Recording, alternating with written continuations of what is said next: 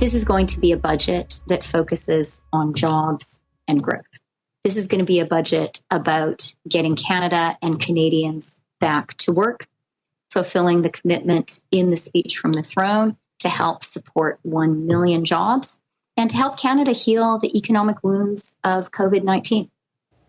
On April 19th, Chrystia Freeland tables her first budget as finance minister. It's the government's first in more than 2 years. The budget is expected to help people struggling in the pandemic, but also includes a plan for economic recovery. So, how will the federal government strike a balance? My guests have experience handling the country's books. John Manley was finance minister from 2002 to 2003, and Ralph Goodale was finance minister from 2003 to 2006.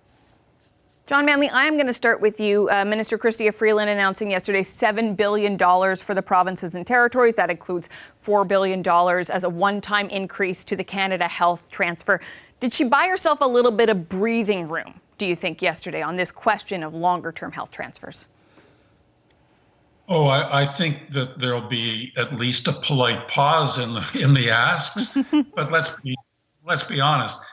There's never going to be enough. The provinces bear the burden of delivering health care to citizens, and the feds tend to take a lot of the credit, and that's been the case since the Canada Health Act was established. Truthfully, the federal share has been falling, and not surprisingly, the provinces love to point that out and ask for more. Ralph Goodale, I'd like to get your take on this. $4 billion right now. Does that allow the finance minister to sort of put an end to a discussion about what's going to happen in this budget when it comes to Canada Health transfers? That discussion will be ongoing forever. That is the nature of federalism, especially around healthcare and Medicare. But the Prime Minister said repeatedly over the last several weeks that his focus would be on making sure that the provinces had what they needed in terms of transfer payments to deal with the immediate issues around COVID and the pandemic. $4 billion is a general transfer payment going into the Canada Health transfer, and another $1 billion is directly apportioned to the costs of dealing with vaccinations. So that's aimed at the immediate management of the health crisis. In terms of the long-term issues around healthcare, there are many long-term care for seniors, the issue of pharmacare eventually, and so forth. The bigger questions about the long-term financing of healthcare will continue, and there will always be a part of federal-provincial relations. They always have been, at least since 1965, and they always will be. Was ever thus, as they say. Well, let's focus in on what will be in this budget. John Manley, we haven't seen one in 2 years, and I wonder how you think that, the weight that we've had for this budget, how is that going to impact what this budget looks like? Well, truthfully, Catherine, budgets aren't what they used to be because major spending announcements are made literally any time during the course of the year. We just had one yesterday. And so, I think in ancient times, like when Ralph or I were minister, you tried to set out your spending and revenue framework for the upcoming fiscal year. That hasn't been the case now, I don't think, in the last decade. This isn't a partisan factor. This is just the way governments do things now. The budget has become a very political event. And really, you can have major spending items that are announced, weeks or months after or before the budget. We've been seeing that. So I'm not so excited about the fact that it's 2 years. But there are some key things that I'm looking for. Will the minister establish a fiscal anchor, which her mandate letter from the Prime Minister suggested that she do? Will she suggest funding for programs that will be ongoing? Again, that would be contradictory to her mandate letter, but very consistent with the last speech from the throne. What is she actually assuming about where growth is going to come from? Does she still believe that she needs to have a stimulus package to kickstart the economy, or is she prepared to see the released from the restrictions of COVID, provide its own stimulus as households and corporations begin to spend some of the money that they've accumulated over the last year. Mr. Goodale, Mr. Manley raises the question of a fiscal anchor. I am perhaps one of a dwindling number of Canadians who is interested in that phrase, because here's what I want to know. Given the political situation right now, the Conservatives saying that even their own objective would be to balance the budget within a decade, these extraordinary times that we're in, is there really any meaningful constraint on how much the government spends in this budget? I mean, politically, who's going to say that's too much?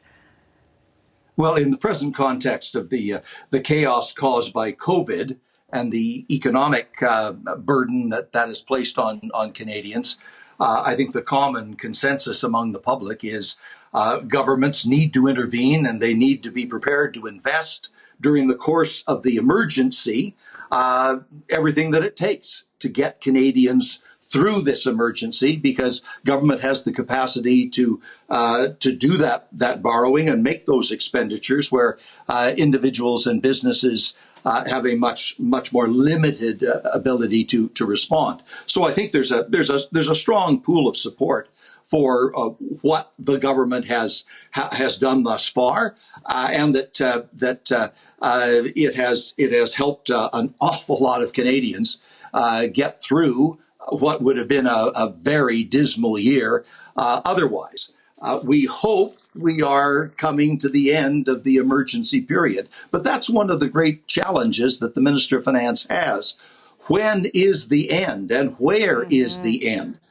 Even today, we're hearing reports of some modeling going forward that could be interpreted as maybe the beginning of a third spike. Here in Regina in the last couple of weeks, we've had an extraordinary spike upward in the variant cases, particularly around the capital city. So the minister is struggling with a whole set of uncertainties that are not of her making, but she and the government are called upon to respond. And I think what Canadians would want to hear is, number one, there'll be funding for the healthcare system to deal with the emergencies, and that's what that $5 billion this week was all about. Secondly, that the particular weak spots that have been identified and the particular victims of the pandemic and the economic downturn are going to be priorities as we go forward. For example, women, the service sector, the gig economy, the tourism and transportation sectors, those that have borne a particular burden during this period of time. And then the defects that have been identified, long-term care facilities, the lack of child care, our lack of domestic capacity to produce vaccines and so forth. I think Canadians will want a message that shows the government has recognized these things and will deal with them. And then there is the issue of this preloaded stimulus. The government's response was generous over the course of the last year. Some auditors have complained that it was too generous, but the government had responded with programs up front to maintain incomes, to maintain wages, to support business. That has in part resulted in accumulated savings, both personal and in the business community. And that hopefully, when the vaccinations are well advanced and the economy begins to return to something that's closer to normal, that is kind of preloaded stimulus that's already in the system to drive growth and jobs and investment. And the minister will need to calibrate what and where further measures may be required in addition to what has already been done as you taper down the emergency spending and taper up the recovery plan. And if I had one bit of advice, I would say ask 4 questions. Number 1, is it necessary? Number 2, will it be effective? Number 3, is it fair? And number 4, is it going to create more jobs and growth than it will create debt? You need to keep the growth rate higher than the interest rate. Okay. John Manley, I liked your little quip earlier about ancient times, and I'm going to return to that for the closing thought, because both you And Ralph Goodale invested billions of dollars aimed towards national childcare when you were finance minister. This budget, according to the fall economic statement, is going to outline a plan to provide affordable, accessible, and high-quality childcare from ocean to ocean to ocean. This is something that, like health transfers, we have been talking about for a very long time in this country. What should give Canadians any faith that this is really going to be the time that we're going to get moving on this? Well, quite frankly, Catherine, if the federal government thinks they are going to create a childcare program, then we're going to be in for more frustration. We established a system with the child tax benefit going back to those ancient times, and it's been modified and updated more recently, that has enabled the federal government to do what it can do very effectively, which is to distribute cash to families. Mm-hmm. And that's what the feds can do. They can't actually go out into the highways and byways and neighborhoods of Canada and set up daycare spaces. Municipalities and provinces can do that.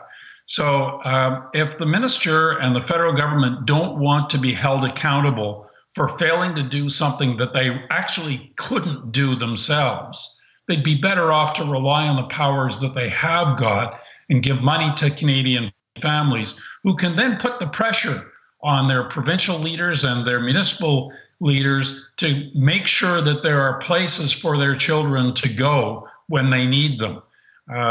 It doesn't do any good to create a child care program for the children that will be born 20 years from now. Children need it now. Okay, we're going to have to end the discussion there. We're out of time, but I thank you both so much for your insights.